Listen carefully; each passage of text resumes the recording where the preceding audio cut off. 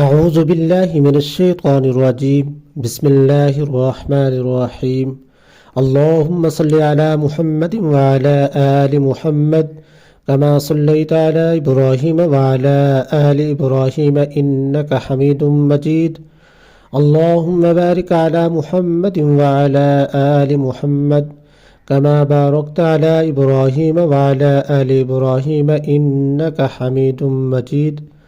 السلام علیکم ورحمۃ اللہ وبرکاتہ۔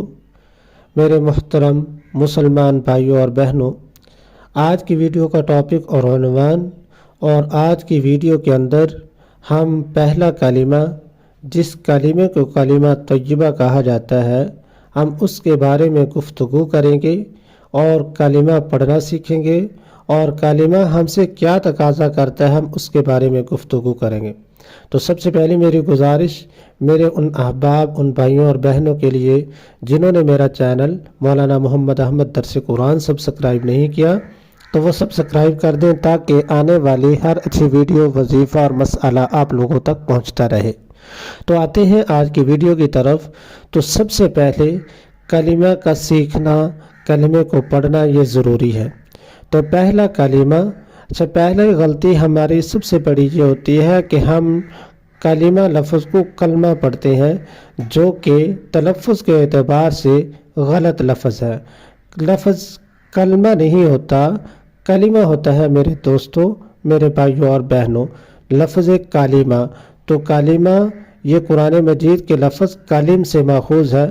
الکلم الطیب والعمل الصالح، یہ قرآن مجید کے الفاظ ہیں۔ تو پہلا کلمہ طیب۔ اب طیب کا معنی کیا ہوتا ہے؟ طیب کا معنی ہوتا ہے پاک، طیبہ پاکیزہ۔ تو اللہ رب العزت کی ذات نے اس کلمے کے اندر ہم لوگوں سے دو چیزوں کا مطالبہ کیا ہے۔ اب پہلے کلمے کو پڑھنا سیکھتے ہیں۔ پہلا کلمہ طیب، لا الہ الا اللہ محمد الرسول اللہ۔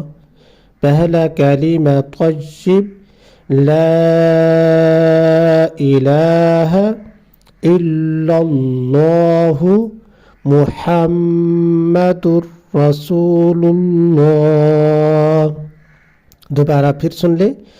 پہلا کلمہ طیب، لا الہ الا اللہ محمد الرسول اللہ۔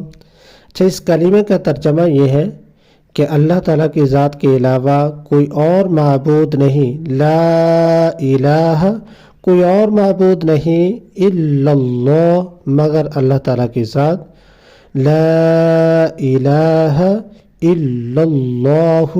اور دوسرے جز کے اندر محمد الرسول اللہ، محمد صلی اللہ علیہ وسلم اللہ تعالیٰ کی ذات کے رسول ہیں۔ تو اس کلمے کے دو جز ہیں، اس کلمے کے دو حصے ہیں۔ پہلا ہے لا الہ الا اللہ اور دوسرا حصہ ہے محمد الرسول اللہ۔ تو پہلے حصے کا مطلب کہ اللہ رب العزت کی ذات کے علاوہ کوئی اور معبود نہیں۔ اب مختلف مسالک، مختلف مذاہب کے لوگوں نے اپنے الگ الگ معبود بنا لیے تھے۔ جیسے کفار کو دیکھیں تو کفار نے بت تراش کر ان کو معبود بنا لیا تھا۔ ایسے ہی یہودی لوگ وہ حضرت عزیر علیہ السلام کو اللہ کا بیٹا مانتے ہیں۔ ایسے عیسائی لوگ حضرت عیسیٰ علیہ السلام کو اللہ کا بیٹا مانتے ہیں اور تثلیث کے قائل ہیں۔ تثلیث کیا ہوتا ہے؟ کہ اللہ تعالیٰ کی ذات، حضرت عیسیٰ علیہ السلام اور حضرت مریم علیہ السلام، ان تینوں کو ملا کر وہ ایک خدا بناتے ہیں۔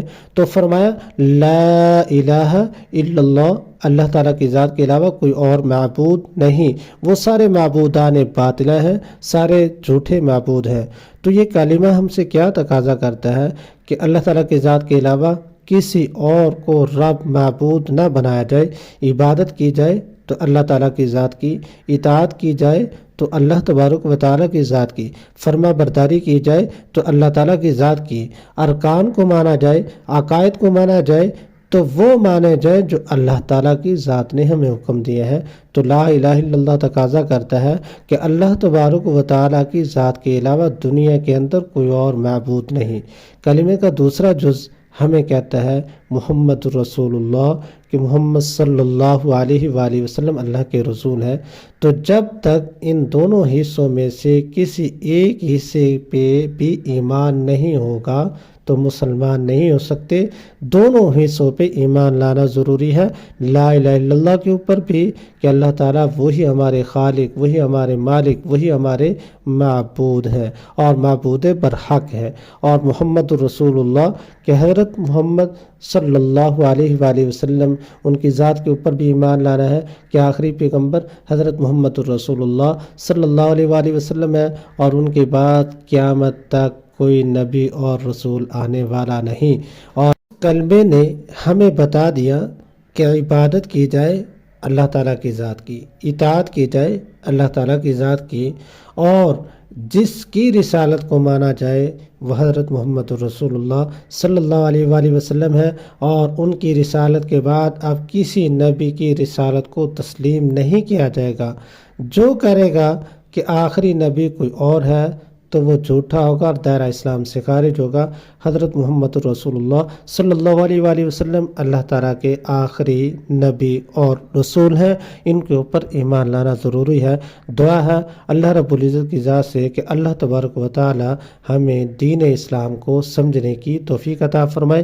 اور آخری میری گزارش آپ احباب سے یہ ہے کہ میرے چینل کو سبسکرائب کر دیجئے گا تاکہ آنے والے ہر ویڈیو کا نوٹیفیکیشن آپ لوگوں تک پہنچتا رہے، اور ہر ویڈیو وظیفہ اور عمل اور اصلاح کی بات آپ لوگوں تک پہنچتی رہے۔ اللہ پاک ہم سب کو دین اسلام پر استقامت کی اور سمجھنے کی توفیق عطا فرمائے۔